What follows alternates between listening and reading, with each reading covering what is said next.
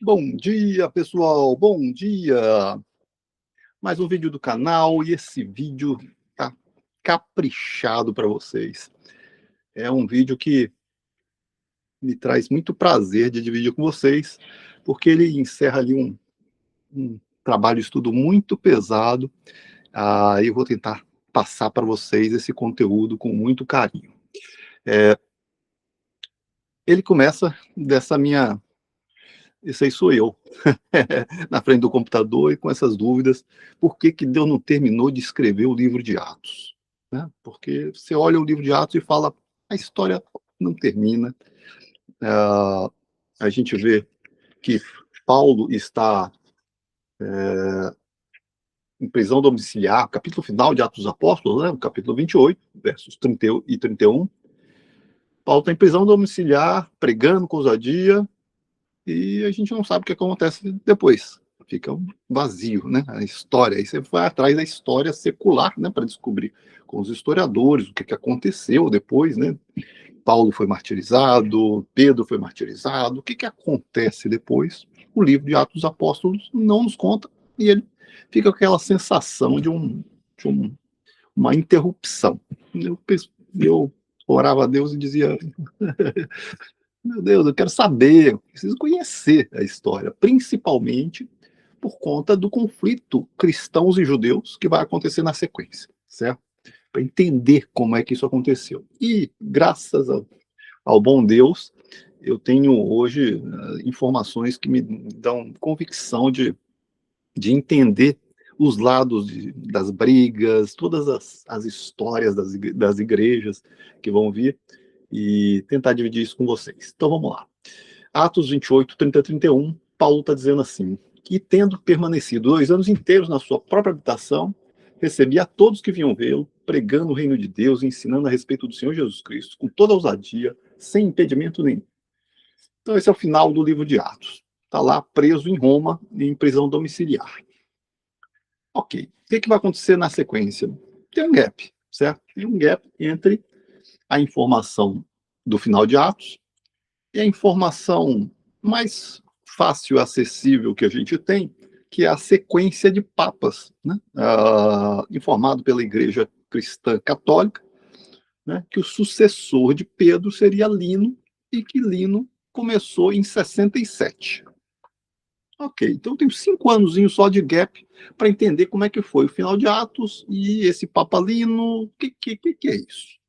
Não é Papa, né? Não era Papa, era só líder da igreja, ou não era líder da igreja.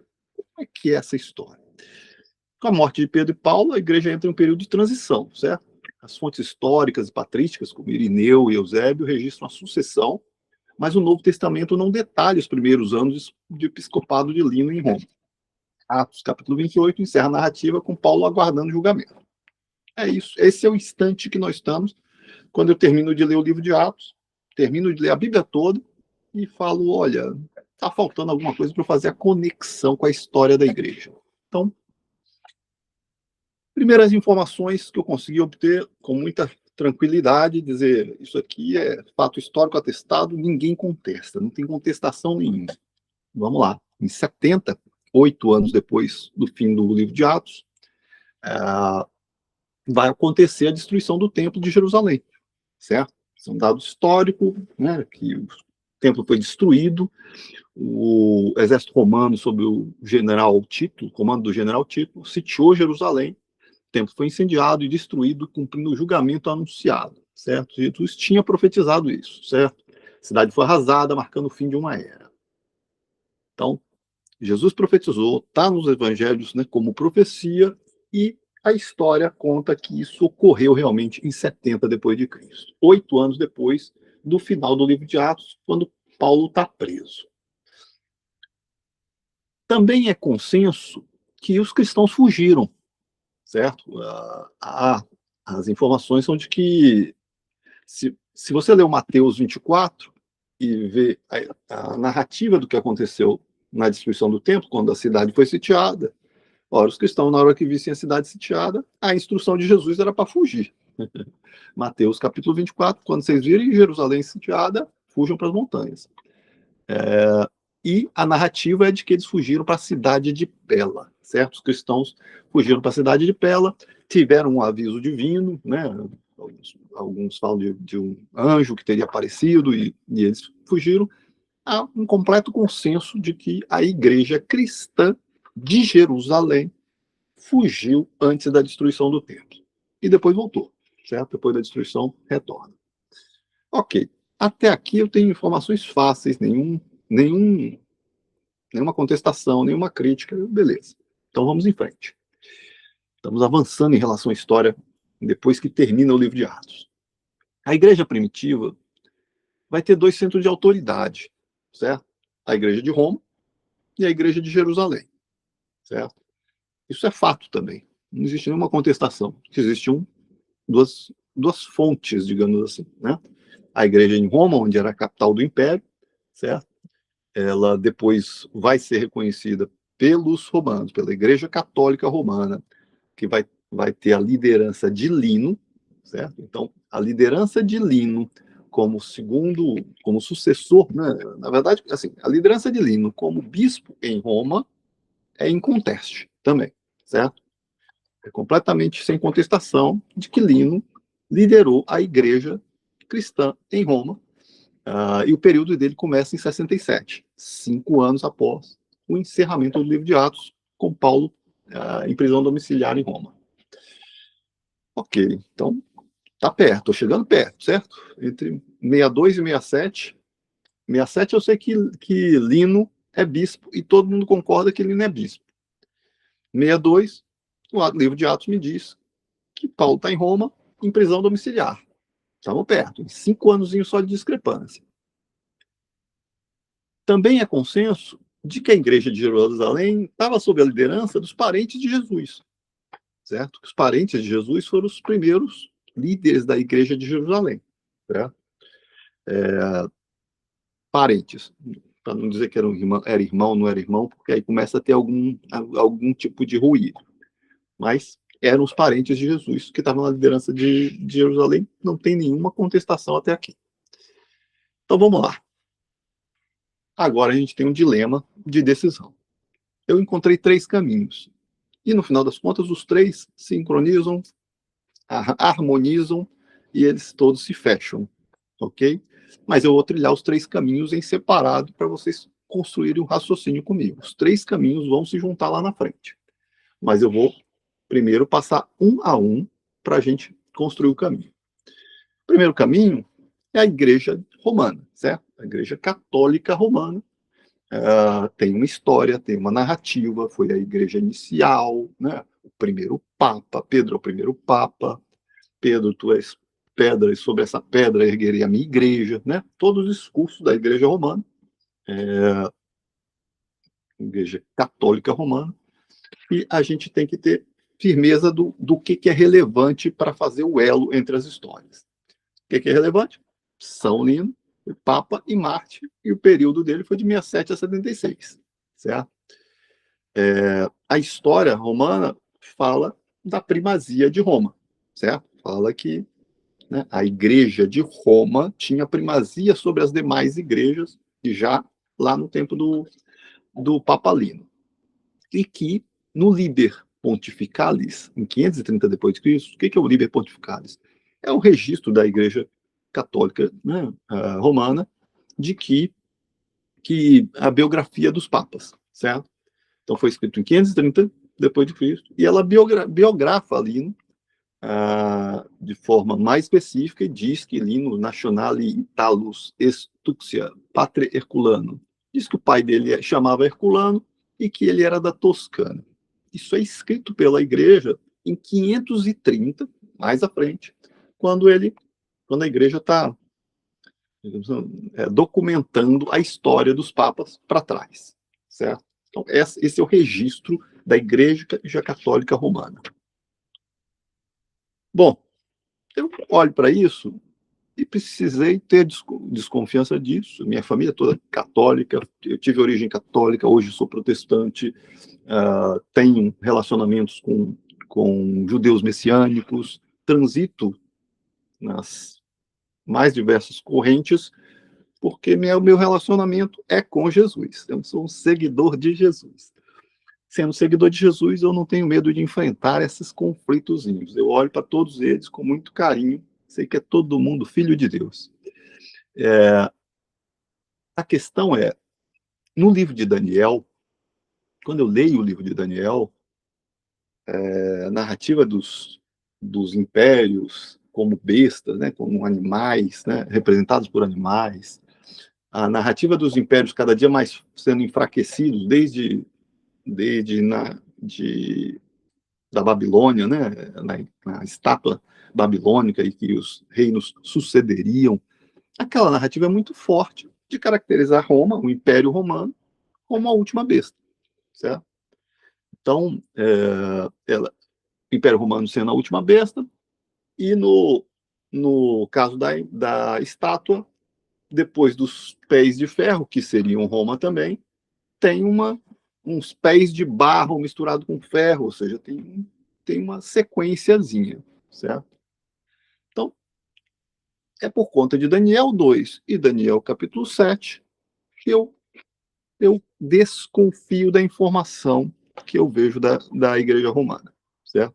Desconfio, vou apurar, vou tentar entender, vou tentar buscar as fontes alternativas para ver qual é a narrativa alternativa. Né? Desconfiar de alguém e não ter uma narrativa alternativa não me serve para nada, certo? Vamos entender as narrativas alternativas. Então vamos lá. O caminho B. São 3 caminhos. Se o primeiro caminho era entender a Igreja Romana, a narrativa da Igreja Romana, o caminho B é entender o rei dos judeus, certo? O rei dos judeus, o Jesus era o rei dos judeus, certo? Ele foi crucificado como rei dos judeus. O Messias era o descendente de Davi, né? Seria o rei esperado para os judeus. Se Jesus é o rei dos judeus, Jesus é o Messias esperado pelos judeus, o que acontece quando o rei sai de rota, certo? O que acontece com a família do rei, certo? Quando um rei morre, os seus descendentes o sucedem, certo? Seus filhos, o irmão, né? Os familiares. E essa foi claramente a lógica dos judeus, certo? Os cristãos judeus, né, em Jerusalém, seguiram a lógica de dar sucessão ao rei Jesus. Então, os familiares de Jesus se tornaram naturalmente os líderes da igreja na sequência. E só um segundinho aqui. Só um segundinho. Se tornaram os líderes da igreja na sequência, e eles têm que a gente tem que entender, né, qual é a lógica deles, qual o caminho que eles seguiram, né, quando que se desviaram, como é que isso se conecta com a história de Lino, né, em Roma, ou seja, como é que os judeus de Jerusalém se conectam com a história de Roma. Para entender isso, a gente tem que lembrar bem que o livro de Atos, no capítulo 15, diz assim, quando tem a reunião, o concílio de Jerusalém, certo? Atos capítulo 15 tem um concílio em Jerusalém, tendo eles se calado, depois de falarem, né, Pedro falou, Simeão falou, tendo eles se calado, Tiago respondeu dizendo, e esse Tiago é Tiago, irmão de Jesus, certo? É o Tiago, irmão de Jesus, que aparece nos evangelhos citado. Irmãos, ouvi-me. Simão relatou como Deus primeiramente visitou os gentios para tomar dentro deles um povo para o seu nome. E com isso concordam as palavras dos profetas, como está escrito. Lá no final dessa história, ele diz, pelo que julgo que não se deve perturbar aqueles dentre os gentios que se convertam a Deus, mas escrever-lhes que se abstenham das contaminações dos ídolos, da prostituição, do que é sufocado e do sangue. Ou seja, Tiago, o líder da igreja de Jerusalém, o irmão de Jesus, é a palavra que, digamos assim, define a a disputa, né, a discussão que ocorria no Conselho de Jerusalém. Ou seja, os cristãos respeitavam a opinião de Tiago, né, para tomar uma decisão sobre como tratar os gentios, né, o que exigir dos gentios. A discussão era se exigia circuncisão ou não, certo?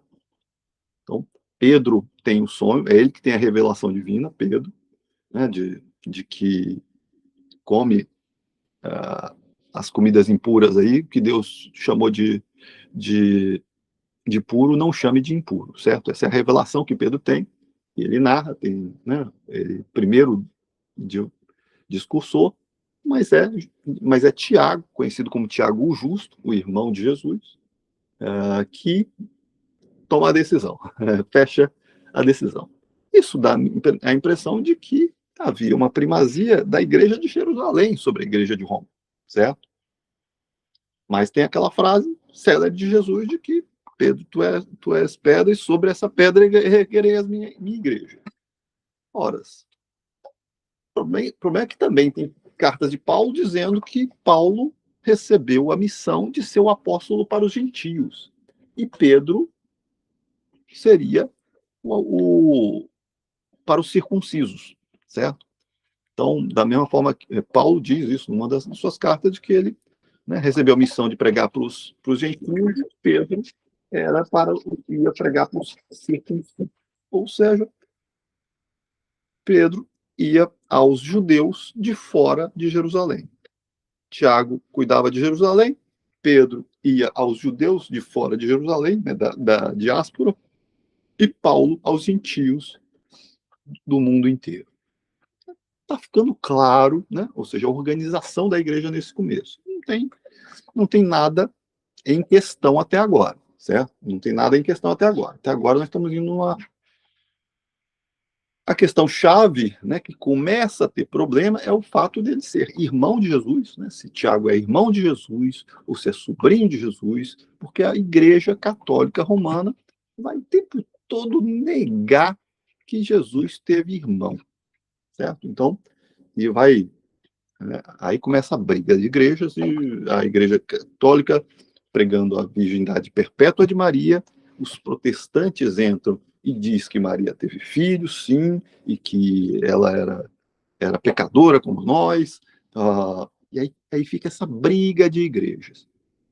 Eu não vou entrar na briga, eu vou entrar na história e entender o que a história nos revela, certo? O que a história nos revela é que tinha alguém da família de Jesus, conhecido, seja ele primo, seja ele irmão, né?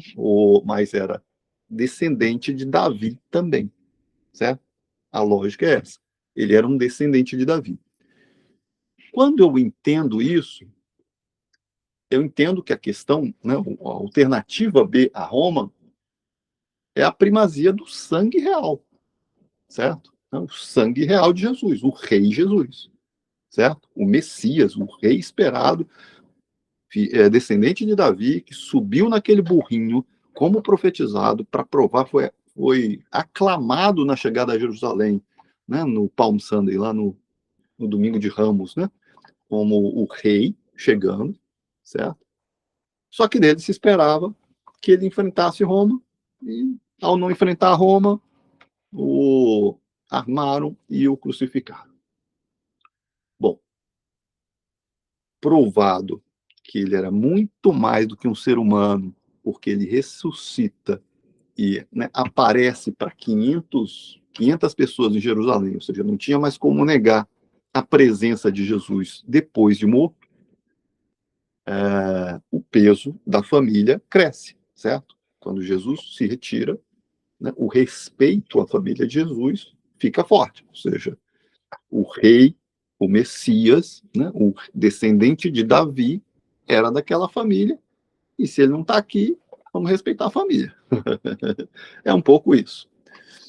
Bom, a narrativa bíblica vai também apontar que os judeus, né, os mesmos que mataram Jesus, os líderes do Sanhedrin, vão matar o Tiago, o justo, né, irmão de Jesus.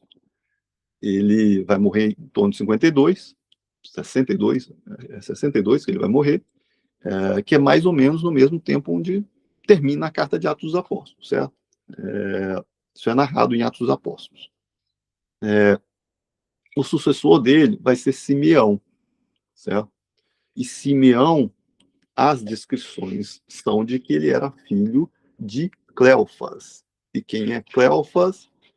Cleofas seria irmão de São José, né? São José, o esposo de Maria. Então, ser filho de Cleofas e Maria de Cleofas. Maria de Cleofas é citada nos evangelhos como sendo a terceira das Marias que estavam na cruz com Cristo, certo? Na cruz com Cristo estava Maria, mãe de Jesus, Maria Madalena e Maria de Cleofas, certo? Então, a Maria de Cleofas é, na verdade, cunhada da Virgem Maria, da mãe de Jesus, certo? E seria casada com o irmão de José. Então, essa é a narrativa que traz, e o filho dela vai ser o sucessor de Tiago, certo? O sucessor do irmão de Jesus é o sobrinho de Jesus, né? Se Tiago é irmão, Simão é sobrinho de Tiago, Simeão é sobrinho de Jesus. Tirando aí a questão virginal, né, dele, do sanguíneo ou não sanguíneo em relação a Jesus com Maria, com José, né, olhando para a família reconhecida, digamos assim, né, Simeão, então, era sobrinho de Tiago, ou seja, era descendente de Davi, né? Na visão judaica, o que importava é que ele era descendente de Davi, certo? Descendente de Davi e da família próxima de Jesus. Bom, então, ele é o segundo e vai durar até 107 depois de Cristo, certo? Isso a gente tem... Essa informação também não tem contestação, não, tá? Ou seja, não existe nenhuma contestação até aqui. Está lá Eusébio de Cesareia, no livro de História Eclesiástica da Igreja, né, citado por Egésipo, né? Tá aí também na tela tem os evangelhos, né, que citam Cleófas, né, Mateus 27, 56, Marcos 15, 40, João 19, 25, que citam Maria de Cleófas, certo? Então, aqui nós estamos com informação sem muita contestação. A partir daqui, né, é uma informação que também não tem contestação, mas que é ocultada, certo? É difícil de ser revelada, é difícil de ser falada, as pessoas não falam sobre isso. Que é a família, é o que chamam de família Desposini, que é esses familiares do rei Jesus, certo? Do descendente de Davi, rei Jesus, que vão manter o controle, né, da igreja cristã de Jerusalém até a destruição completa de Jerusalém, certo? Então, viria uma sequência de 15 nomes, certo? Depois de Tiago, depois de Simeão, vão vir mais 13, certo? Todos com um período muito curto, certo? O que mostra que existia perseguição, certo? Então, o quarto deles é Zaqueu, aquele que Jesus vai jantar na casa dele, que estava em cima da árvore, Jesus chama e vai jantar na casa dele. Zaqueu vai ser o quarto líder. E todos eles, a narrativa é de que eles seriam, sim, descendentes de Davi. Certo? Então, quanto a eles serem descendentes de Davi, próximos, né, primos, próximos da família de Jesus, isso também não tem contestação, certo? Isso é história da Igreja Católica também, certo? E que o 15º seria Judas, o nome dele é Judas, vai ter uma história importante complementar dele. Então, vamos em frente. Júlio Africano, né, a fonte mais antiga e importante a registrar o termo desposinoi. Ele relata nas suas crônicas que os parentes de Jesus se espalharam a partir das aldeias judaicas de Nazaré e Cocba. Tá? Então, ele relata esses dois locais aonde a família, os familiares de Jesus teriam ido, Nazaré e Cocba. Lembrando que depois de 70, na frente vai ter guerras, né? Até 135 vai ter mais dois eventos de guerra com os romanos. Embora os textos originais dele tenham sido perdidos, grandes trechos foram preservados por Eusébio de Cesareia. Eusébio de Cesareia, que escreveu História Eclesiástica, livro 1, capítulo 7, cita textualmente o relato de Júlio Africano, texto explica que os parentes de sangue de Jesus mantinham registros genealógicos estritos e, após as invasões romanas, fixaram base nessa região, Nazaré e Córdoba. Viajando por outras terras para pregar baseados na autoridade de sua árvore genealógica. Ou seja, bom, nesse momento eu lembro das frases de Jesus, né? No Evangelho, né, de Marcos 3:35, quem é minha família, né? Jesus, sua família está aí. Quem é minha família? Porque qualquer que fizer a vontade de Deus, esse é meu irmão, minha irmã e minha mãe, certo? Que fazem a vontade do meu Pai.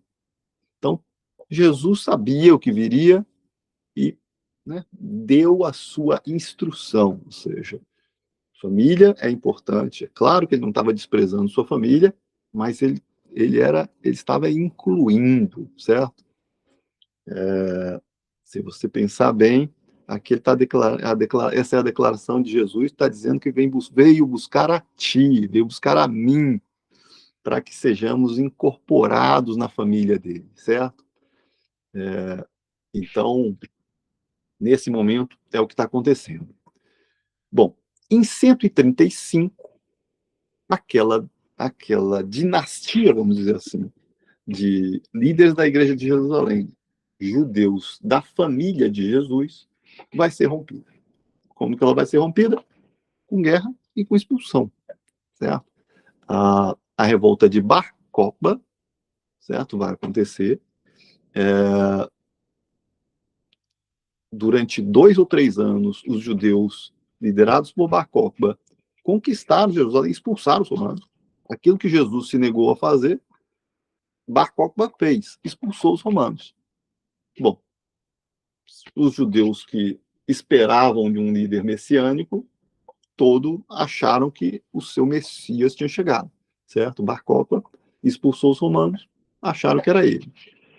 Insurreição maciça na Judéia, liderada por ele, lutou por 3 anos contra o Império Romano, ou seja, mas lutou para defender, ou seja, os romanos tentavam voltar, mas na verdade ele expulsou os romanos, certo? A história de que ele expulsou os romanos.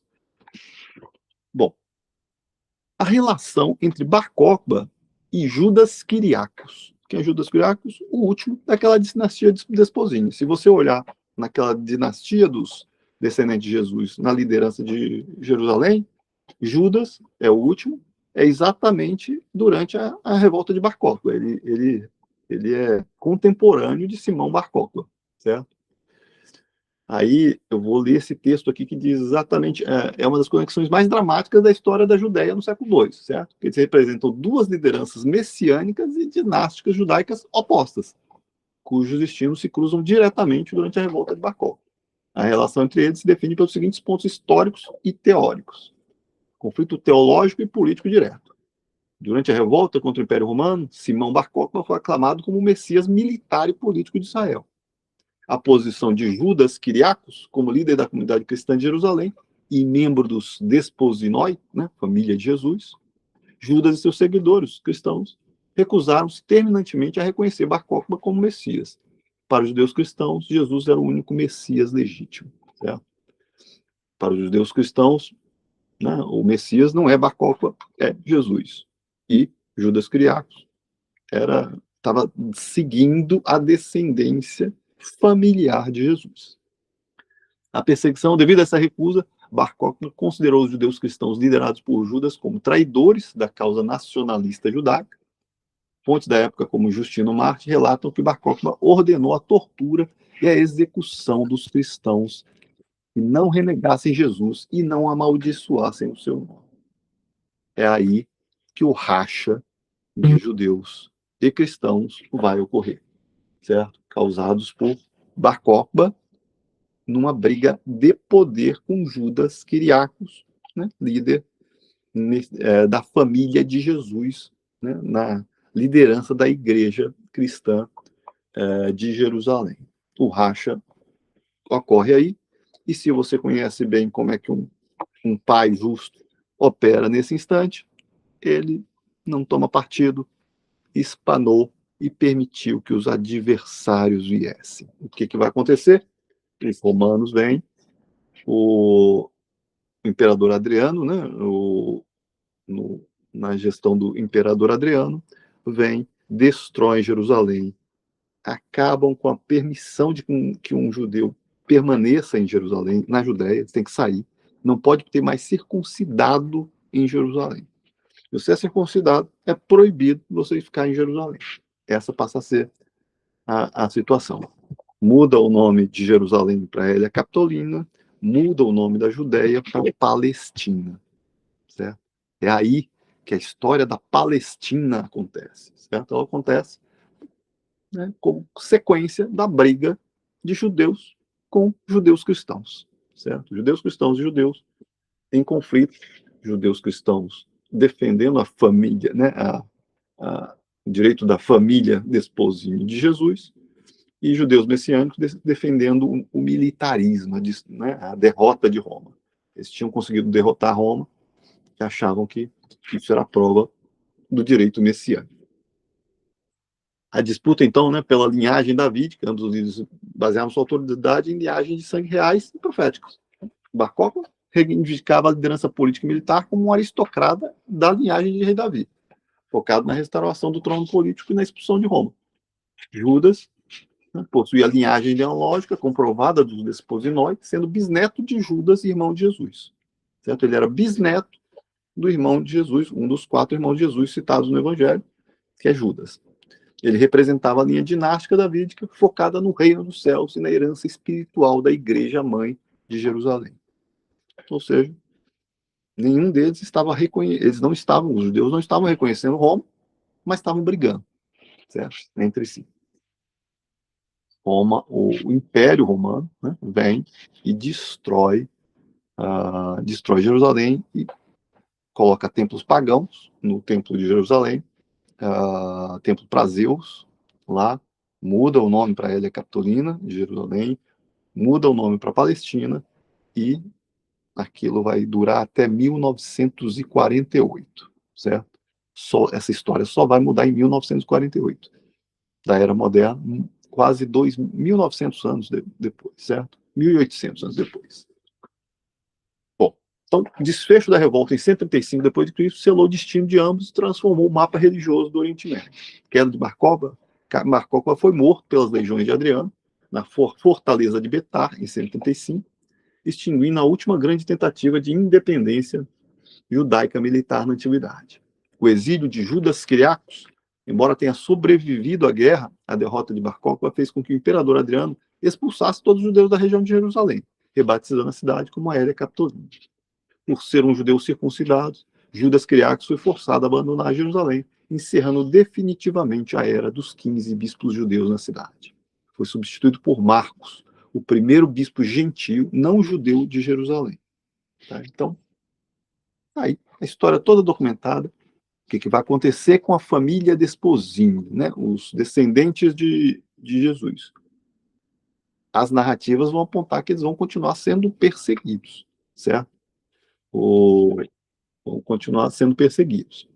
Essa tentativa do sangue real de Jesus ser alegado como vetor de poder terreno causa ataques dos poderes constituídos. A última narrativa que nós temos ainda nesse primeiro momento é a narrativa de uma reunião em 318 depois de Cristo, logo depois em que o Império Romano flexibilizou e permitiu o cristianismo, né, ser praticado em Roma, né, deixou de ser ilegal ser cristão em Roma. Logo depois disso, ocorreria uma reunião dos líderes da família Jesus, né, chamados Desposinói, e o Vaticano.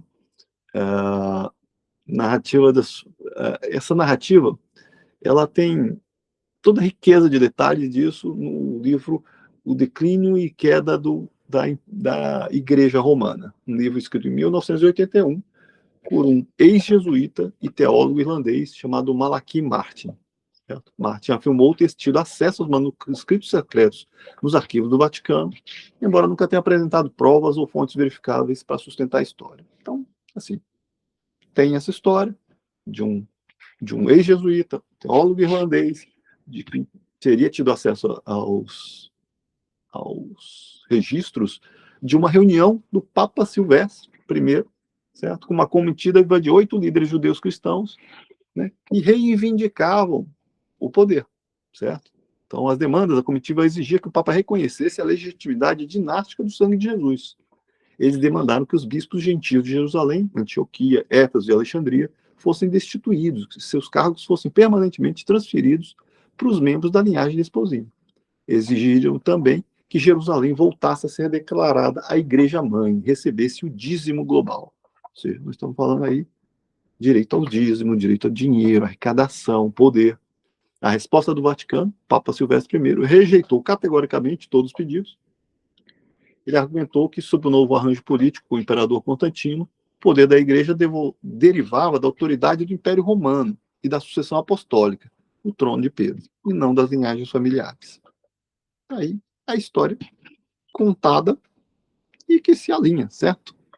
Aqui é uma história que alinha, não tem nada aqui que tenha contestação, não, certo? O problema é quando isso é usado para puxar para um lado ou puxar para o outro.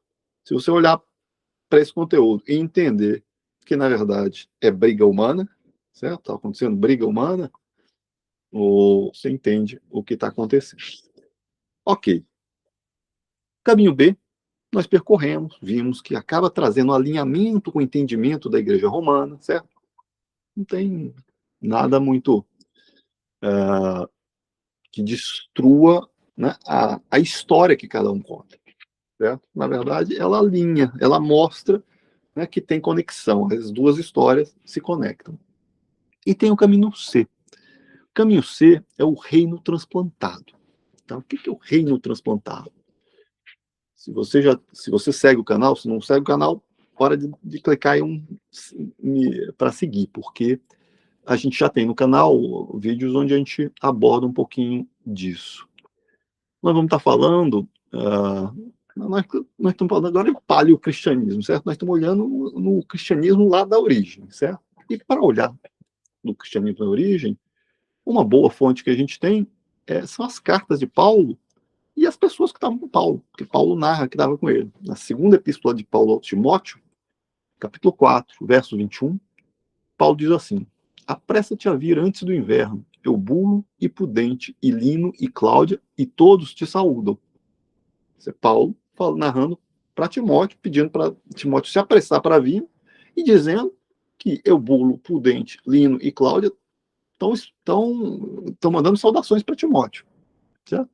Parece uma coisa muito íntima, certo? É a igreja íntima ali a Paulo, em que Paulo está conversando com Timóteo. Tem 3 personagens aí, que são Pudente, Lino e Cláudia, certo? Que estão lá nessa segunda carta de Timóteo, capítulo 4, versos 21. A gente sabe quem são Pudente, quem é Lino, quem é Cláudio. A Igreja Católica sabe quem é Pudente, quem é Lino, quem é Cláudio. Tem informação sobre isso? Tem informação. Vamos conhecer. Antes de conhecê-los, vamos falar de Paulo e o extremo ocidente, certo? Por quê? Porque na carta de Clemente de Roma, quem é Clemente de Roma? Clemente de Roma é o terceiro sucessor, o segundo sucessor de Pedro, certo?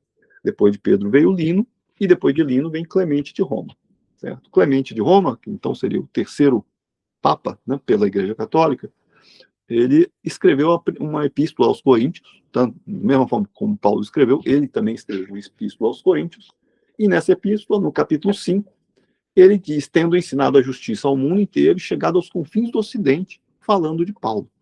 Tá? Na própria epístola de Paulo aos Romanos, que está na nossa Bíblia, no capítulo 15, nos versos 23 e 24, Paulo diz: sinto desejo desde muitos anos de ir visitar-vos, quando empreender a minha viagem para a Espanha. Ora, Paulo tinha a intenção de ir para a Espanha. Paulo foi para a Espanha?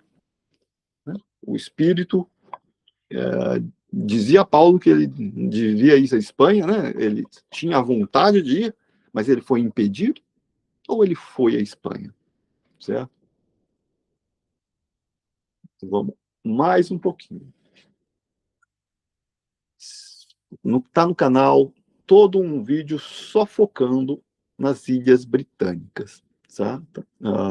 No trono de Davi nas Ilhas Britânicas.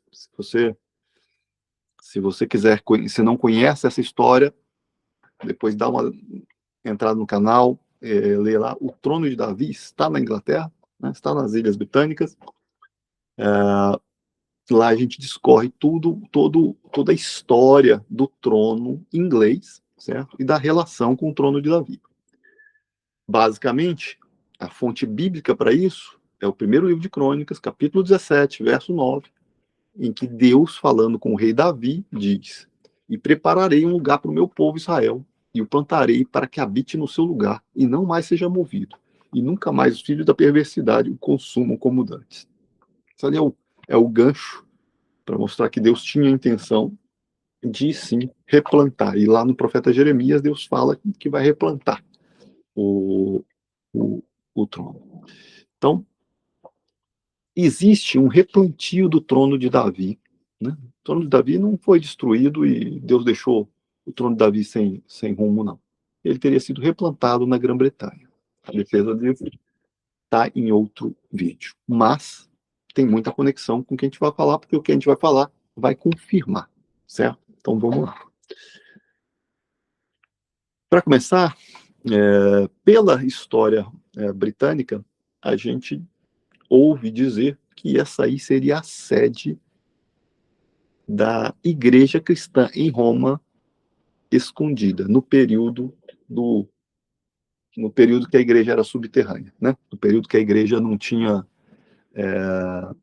permissão e que tinha que andar se escondendo. Isso aí é hoje a Basílica de Santa Prudenciana. Né? Então, Prudenciana é uma santa da Igreja Católica, certo? E tem essa Basílica de Santa Prudenciana, que na história britânica vão se referenciar a essa Prudenciana, certo? Antes de falar da Prudenciana, vamos falar do pai, né? O Pudêncio. Também é santo, São Pudêncio. Santo da Igreja Católica. Ele é mencionado como um leigo da Igreja Antiga. Ele está na segunda Timóteo que nós lemos, né? Capítulo 4, 21, né? Pudêncio, o pai de Pudenciana, está citado, e de acordo com a tradição cristã, ele hospedou Pedro e foi por ele batizado, terminando seus dias martirizado por ordem do imperador romano Nero. Ou seja, Pudêncio teria morrido sob os auspícios de Nero, que também, junto com Paulo, certo? Acredita-se também que ele tenha sido filho de Quintus Cornelius Pudens, um senador romano, e que tenha tido 2 filhos, Novato e Timóteo, e 2 filhas, Praxedes e Pudenciana. Certo? Todos santos. Todos esses aí declarados santos pela Igreja Católica. Porém, a existência de suas filhas é atestada somente pela existência de 2 antigas igrejas em Roma, Santa Praxede e Santa Pudenciana, aquela igreja que eu estava mostrando para vocês. Os atos do sínodo do Papa Símaco, 499 depois de Cristo, mostram a existência de um Titulus Pudentes, uma igreja com autoridade para ministrar os sacramentos, que também era conhecida como Ecclesia Pudentiana, que poderia explicar a origem do nome de Pudenciana. Tá? Ou seja, todos os anais da Igreja Católica Romana confirmam. Santa Cláudia é outra, esposa de São Prudente e mãe do Papa Lino. Opa, estamos chegando no Papa Lino. Estamos chegando. Se o nosso objetivo era fazer a passagem de Paulo para Lino, lembrando que o fim do livro de Atos termina em 62 e a liderança de Lino, né, sobre a igreja em Roma, ela é atestada por todos como começando em 67. Agora nós estamos fazendo a passagem através do quê? Da família de Lino, certo? Conhecendo a família de Lino, a gente consegue trazer e chegar mais próximo a Paulo, certo? Santa Cláudia, então, seria esposa de São Prudente e mãe do Papa Lino. Ora, se a igreja reconhece que Santa Cláudia é esposa de São Prudente e mãe do Papa Lino, ora, o indicativo é muito claro, muito forte, de que São Prudente e Santa Cláudia são Pudente e Cláudia citados junto com o nome de Lino na carta na carta a Timóteo escrita por Paulo. Mas esse link a Igreja Católica não faz, certo? A Igreja reconhece 3 nomes idênticos no mesmo período, mas não faz o link de que eles são os 3 que estão com Paulo lá. Por quê? Porque se fizer o link que estão os 3 com Paulo lá, abre uma perspectiva de explicar quem são eles, certo?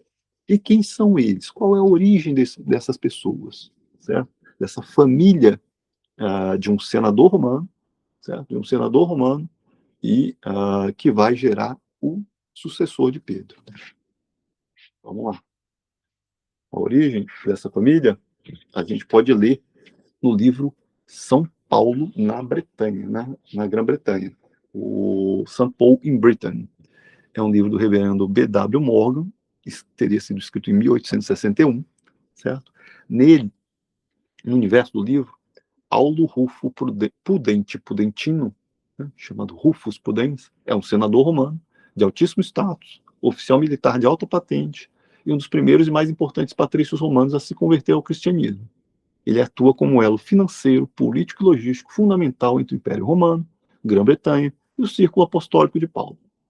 Só para dar um resumo do início da história, que é o Pudente, certo? Quando você puxa o fio e vai, ok, tá bom, deixa eu entender então esse senador, quem era esse senador, qual é a história desse senador, o que é conhecido sobre ele. Você vai chegar à realeza britânica, certo?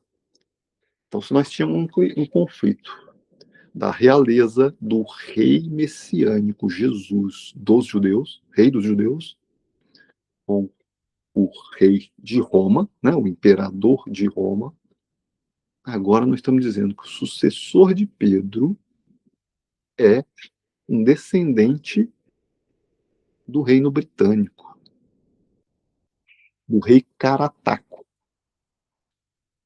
O rei Carataco batalhou os romanos, matou Roma. A história britânica conta que o rei Carataco, né, batalhou firmemente durante 10 anos os romanos, de 41 a 51. E depois foi levado preso a Roma, certo? Essa é a história, né, britânica. Foi levado preso a Roma e lá fez um discurso bonito para o imperador e com isso conseguiu ser libertado. Ou seja, ele argumentou que, né, o imperador ficaria muito mais bonito na foto se não o matasse, porque se o matasse, né, ele viraria Marte, mas se ele não o matasse, né, ele estaria elevando o imperador, né, o nome do imperador, a misericórdia do imperador. Como consequência disso, Carataco passa a ser um exilado da Grã-Bretanha em Roma, com a família. Veio com o pai, Bran, veio com os filhos, Lino e Pudenciano, certo? E habitariam naquela casazinha da igreja pudenciana que está lá até hoje, certo? E aquela ali seria, digamos assim, a fonte de poder da igreja subterrânea, de organização da igreja subterrânea depois da morte de Pedro e Paulo, certo? Já que Pedro e Paulo eram os líderes mais proeminentes da igreja e que tinham passagens ali em Roma. A história tem muito mais informação do que eu estou trazendo para vocês, certo? Informação de que Paulo viajou para lá, viajou para as Ilhas Britânicas, pregou por lá, converteu por lá. Tem muita história da igreja britânica antes mesmo desse momento aqui. Nós estamos aqui no momento de 67, certo? 67, que é quando Lino vai assumir depois da morte de Pedro. Então, antes de 67, tem uma visita de Paulo à Bretanha, que é narrado nesse livro, e que tem muita história na origem da igreja bretã no primeiro século. Certo? Se você não conhece isso, eu sugiro fortemente estudar pesquisar, procurar, para se convencer de que, sim, a igreja britânica, ela era outra igreja atuante no mesmo século, certo? No primeiro século de Cristo. Então, se nós tínhamos os judeus de um lado, se nós tínhamos os romanos de outro, nós tínhamos uma outra fonte de poder, que eram os britânicos, certo? Que tinham uma história do trono de Davi ser lá, certo? Então, a briga de britânicos com romanos, ela tem que ser avaliada sobre o amparo de, ok, eu tenho um descendente de Davi, rei Jesus, que eu matei e a família tá continua, né, liderando aqui a igreja, mas aí pregando amor, paz, então, né, vão deixando. Mas eu tenho na Bretanha um outro líder, né, que seria descendente do trono de Davi, e a história, se hoje isso está tudo debaixo dos tapetes, a época claramente era inclinação aberta. Assim. Bom, e um descendente do rei Carataco vai vir, né, ou seja, que estava lá com o trono britânico, vai vir e se tornar o líder da igreja cristã. Teria sido batizado por Pedro, né? Você viu ali na narrativa, ele foi batizado por Pedro, teriam imposto as mãos sobre ele, Pedro, Paulo. Paulo sabia que estava prestes ao seu momento de morte. E é isso. Tem, inclusive, o manuscrito Somini, que é um manuscrito que seria uma fonte do século IV, que tem o capítulo 29 do livro de Atos, certo? Que narra a passagem de Paulo na Bretanha. Então, se o livro de Atos encerra meio que abrupto, e fica a pergunta, né, o que acontece na sequência, a gente tem um manuscrito de Sonini que teria o capítulo 29 do livro de Atos. Bom, se ele é crível, se ele é real, se não é, nós nunca vamos ter certeza, porque tem muita guerra no meio disso. Eu pedi para a inteligência artificial para traduzir, e estou colocando na tela, são 26 versos. Não tem questão nenhuma de doutrina, né? Não afeta a doutrina de forma nenhuma, mas caracteriza a relação dos bretões, reforça essa questão do trono de Davi na Inglaterra e narra, né, a presença de Paulo na Espanha e na Inglaterra, certo? Teria passado na Espanha e na Inglaterra. Na verdade, ele narra na Inglaterra, mas tem histórias de que ele teria passado na Espanha também. Eu vou ler rapidamente para encerrar. E Paulo, cheio das bênçãos de Cristo e abundando no Espírito, partiu de Roma, determinando ir para a Espanha, pois ele havia tempos pretendia viajar para lá, e também dali para a Bretanha. Pois ele ouvira em Roma que alguns dos filhos de Israel, na época do cativeiro assírio, haviam escapado pelo mar para as ilhas distantes, como as chamava o profeta Esdras, e eram governadas por um rei romano. E Deus ordenou que o evangelho fosse pregado aos gentios e às ovelhas perdidas da casa de Israel. E nenhum homem impedia Paulo, pois ele testificava livremente diante dos magistrados e nas sinagogas. E ele chegou às costas da Espanha e foi para um lugar de onde se avistava o mar, e habitou na casa de um hebreu chamado Justo. E saiu da Espanha, e ele e seus companheiros passaram pela Gália e chegaram a uma cidade chamada Massélia, onde havia gregos e hebreus. E Paulo pregou em Massélia, e muitos creram e foram batizados. E ele partiu dali e chegou ao Monte de Lute, cidade de Londres. E as pessoas os receberam com grande cortesia e mostraram-lhe os seus costumes. E ele subiu ao Monte de Lute e pregou ao povo com grande poder. E as multidões creram e foram batizadas, pois nunca tinham ouvido tais coisas. E os druidas, se você não sabe quem são os druidas, são os sacerdotes da religião celta, certo? Que teriam se convertido ao cristianismo.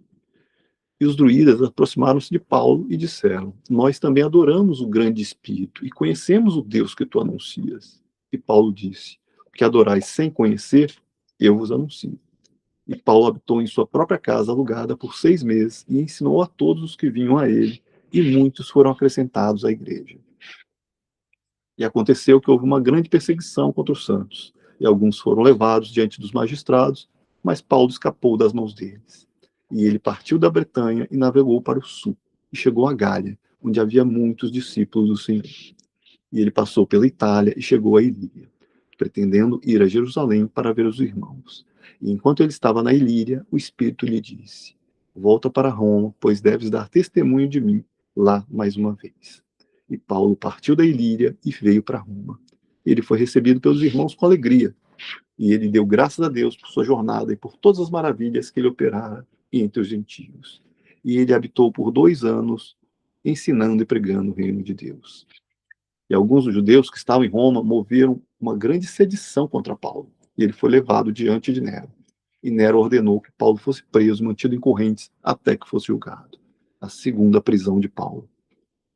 E Paulo não se atemorizou, mas permaneceu firme na fé, sabendo que sua hora estava próxima. E ele escreveu cartas aos irmãos que estavam na Bretanha e na Espanha, exortando-os a permanecerem fiéis. E no dia em que Paulo deveria ser julgado, ele foi levado diante de Nero, e ele defendeu-se com grande sabedoria. Mas Nero, sendo um homem cruel, ordenou que Paulo fosse decapitado. E assim Paulo terminou sua carreira e recebeu a coroa da justiça que o Senhor lhe havia preparado. E os irmãos tomaram seu corpo e o sepultaram com grande honra. E a igreja cresceu e se multiplicou. Amém. Tá aí. Tá aí a história de Paulo na Bretanha. Narrada em 26 versos, que seriam o capítulo 29 do livro de Atos, que não está na nossa Bíblia. Bom, se esse é realmente o fecho do livro de Atos, eu não posso atestar, mas que a conjunção das informações que a gente está discutindo aqui, ela é extremamente sólida, tem informações tremendas e ricas e detalhadas e explica toda a história subsequente. Isso a gente pode provar, e é isso que eu vou fazer no canal. Eu vou tentar demonstrar a sequência dos fatos, certo? A gente estudou as nações, a origem das nações, para tentar chegar a esse momento da igreja cristã, entender esse conflito das nações na vinda de Jesus. Império Romano, judeus, vai ter perseguição, vai ter matança de judeus na sequência, cristãos matando judeus, os bretões vão ser aqueles que vão entregar o reino de Israel de volta às mãos dos judeus em 1948. Então, assim, a história vai toda da sequência alinhada com essas 3 forças: romanos, judeus e bretões, né? Alinhando. Tem, na verdade, uma 4ª força que vai ser reconhecida nesse tempo, que é a Etiópia, certo? A história do reino da Etiópia é um processo paralelo a esse aqui, tremendo, que a gente poderia até inserir, mas aí ia ficar muito confuso. Eu vou abrir depois no canal um videozinho só explorando a história da Etiópia, a história da rainha de Sabá com Salomão, gerando um filho, filho da descendência de Salomão, descendência de Davi, e abre toda uma história da igreja etíope que está lá até hoje, firme e forte. E nunca foi tomada pelos romanos, certo? Então, aqueles que permaneceram totalmente incólumes da igreja romana, a igreja etíope, ajuda a confirmar as informações que a gente vai ter aqui. Você vai somando tudo isso, você vai tendo um quadro completo da beleza do que o nosso Deus está fazendo, certo? Ele tem vários caminhos para pegar o mundo inteiro. Nas palavras do meu Deus, tem um verso bíblico que ele diz: a terra toda é minha. E é isso, ele vai buscar cada uma das ovelhazinhas perdidas, buscando cada uma de nós, buscando, resgatando, até que a terra toda esteja de joelhos aos seus pés, aguardando a sua vinda em glória. Eu espero que esse vídeo ajude a conhecer mais a sua Bíblia, conhecer mais as histórias da sua Bíblia, aqueça seu coração e te traga para mais perto desse Deus maravilhoso que é o nosso Deus. Nosso Rei Jesus está voltando. Maranata. Ora vem, Senhor Jesus. Fiquem com Deus. Um grande abraço.